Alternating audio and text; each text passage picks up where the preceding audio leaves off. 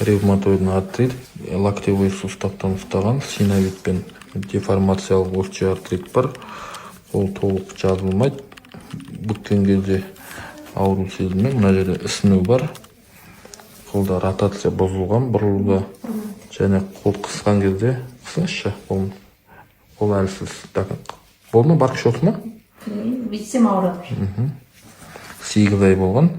Анализде АЦРСП, ревматоидный фактор положительный, СРБ жоғары, соя жоғары. Қазір аспирация, ирригация жасап, 5 күндік ревматологиялық реабилитация өткіземіз. Сарысушыға деген көп айтты, ондайға баруға болмайды деген неше түрлі айтты да. Аспирация, ирригация жасалды.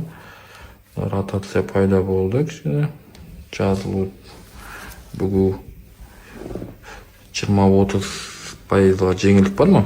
20-30%-ға жеңілдеді. 5 күндік емнен кейін тағы салыстырамыз.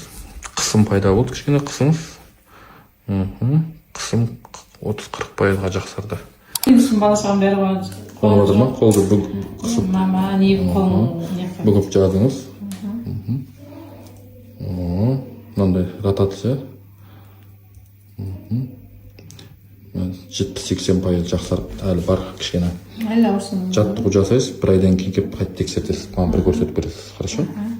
Қатты қуанғаннан қатты сөйлемей отырмын. Врач Айдосқа өте рахмет. Қолым қисайып келген. Тіп-түзу болдым. Рахмет. Жұмыстарыңызға табыс тілеймін. Қыздарға, медсестраларға рахмет. Өте керемет.